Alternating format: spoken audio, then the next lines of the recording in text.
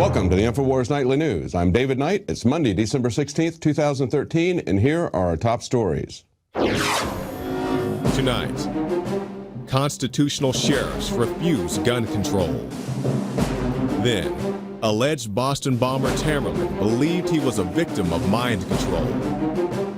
And don't be fooled by mainstream NSA reports. That's next on the INFOWARS Nightly News. I get mad because my life has been stolen from me. You think it's fun to deal with a criminal government? You think I don't know? Well, the Boston Globe has released a 5-month investigation, a 73-page report on the Tsarnaev family. Now, they bill it as an in-depth investigation, but really it's kind of more like a People magazine profile. Nothing about Uncle Ruslan's CIA connections. As a matter of fact, there was no mention of the CIA at all. And of course, Ruslan was the only sane member of the family, according to the reporter. Anything that questioned the official narrative was just dismissed without any explanation.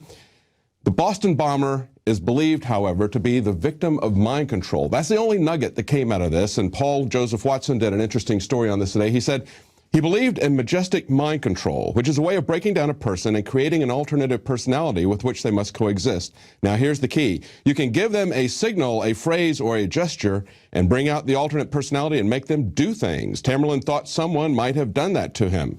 Well, of course, this is something that we've seen all along.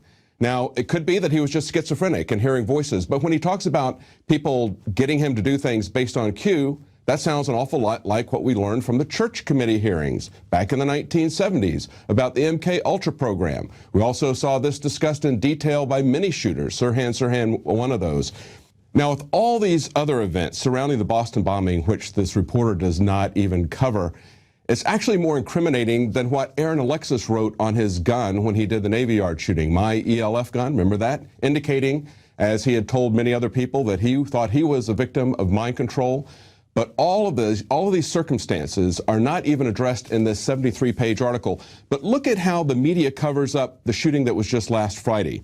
In a story this weekend from Mikhail Phelan, he says, the media works to keep mass shooters' profiles secret. He said the media can almost immediately be seen attempting to link deranged shooters with the political right. But as facts come in, the desire to connect shooters to their political ideologies quickly erodes as the same antidepressant-taking, left-wing occultist profile emerges. And he goes through many of these here. He talks about how in Arizona, the shooter, Jared Laffner, was actually engaged in occult rituals, how the Aurora Theater shooter, James Holmes, was linked to fringe elements of the Occupy movement, even though ABC News reported he was a Tea Party member. Then we see that Sandy Hook gunman Adam Lanza was also obsessed with playing video games and updating his online devil-worshipping page. And then finally, there's a shooter from last Friday. Now, he was described in the local paper as being an opinionated socialist, and then they went back and they took that word out. Now, the reason was they said that that was a comment that was made by his fellow students, although the whole point of the article was to examine the viewpoints of his fellow students. How did they see him? What did they see him doing? But of course, they also described him as being a committed Keynesian. So he could understand the meaning of Keynesianism, but he couldn't understand the meaning of socialism, according to the press. That's the way they spin the news. That's the way they twist it. Now, this article from Breitbart points out how it's not just the shooter personal profiles that they're manipulating, but actually the description of the event to suit their purposes. The armed school officer was actually a hero in the Colorado shooting. It says, have you heard about the heroic deputy sheriff who saved countless lives during the Arapahoe High School shooting? Probably not. And that's odd because there simply isn't much doubt about the value of his timely actions. Now, what happened is that the entire incident only lasted 80 seconds. But you don't learn until paragraph 18 why it only lasted 80 seconds. The rampage might have resulted in many more casualties had it not been for the quick response of a deputy sheriff who was working as a school resources officer at the school. Now, that's what they tell you in the CNN report, but they don't say that until paragraph 18. What they also tell you is that he was wearing a bandolier of shells across his chest, but he only got off 5 shots. And of course, one of those horribly struck an innocent student, Claire Davis. Her family has asked for prayer, so that name is Claire Davis. She's in critical condition. But again, the story is that a good man with a gun stopped a bad man with a gun. We see that over and over again. But look at this other Mockingbird report that came out over the weekend from 60 Minutes. a whitewash, a total whitewash of the NSA. And of course, this is a guy who has worked in the past for many years as a PR guy for the law enforcement officers, for the intelligence community. He is going back to working for the New York Police Department very soon. But in this report, according to The Wire, 60 Minutes says NSA is good and Snowden is bad. It was just that simplistic. It says, yeah, that's right. The NSA is, quote, defending our civil liberties and privacy, according to Director General Keith Alexander. And on hearing this, the reporter, John Miller, just nods. That's right, just accepts it, never questions it. But everybody is talking about what a puff piece this was, how he didn't get any tough questions, wasn't challenged on this. No skeptics of the NSA, no critics of the NSA were interviewed. But Paul Joseph Watson picked up on something very interesting. A few times where General Alexander would do a timeout. Did the NSA actually find a foreign power that had identified this capability and discussed using it offensively? I need timeout on that. He looked over like this to the whole crowd of people over there in the dark and said, "Can I answer that?" Did you get that? A crowd of people in the dark? Some kind of shadow government? Who are these guys? Because this is the NSA's director, and he has to ask these guys permission for what he can and cannot say. As Watson points out, one of the more jaw-dropping moments to emerge out of the 60 Minutes profile piece was when NSA Director Keith Alexander had to ask permission from his superiors on whether or not he could answer a question. And of course, these are people that the reporter, nobody knows who they are. They're not given a name, and they're in the shadows. And so that kind of raises a question. Is Washington become so secretive, so hidden, that people can get away with anything if they appeal to national security? Well, it appears that they can. Look at this guy from the EPA. We got a climate change expert's fraud was a crime of massive proportions, says the feds. The EPA's highest paid employee and a leading expert on climate change deserves to go to prison for at least 30 months for lying to his bosses, saying that he was a CIA spy working in Pakistan so he could avoid doing his real job, said federal prosecutors. Now, this guy was earning a salary of over $206,000 a year. He was the highest paid official at the EPA. He even made more than Gina McCarthy, the agency's administrator.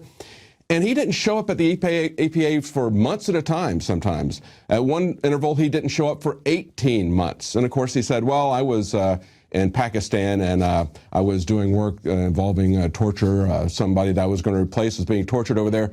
But this is what the government does to us all the time. All it has to do is invoke national security, and they can bluff their way through anything, and they can get paid anything. They can charge us massive amounts of money. This is a metaphor for what the entire government is doing, charging us massive amounts of money and bluffing us by saying that it's too secretive, we can't even look.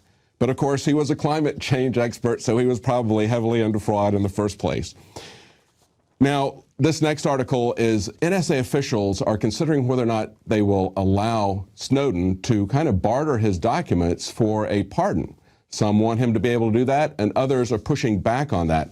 The National Security Agency officials are offering a controversial amnesty that would return Ed Snowden to the United States in exchange for the extensive document trove that he took from the agency. But the problem with all this is that according to Snowden and Glenn Greenwald, Snowden has already turned over all the documents and no longer has possession of any of them. They're in the sole possession of Glenn Greenwald. And he is doling these out as he sees fit. And according to him, he's only put out about 1% of these documents.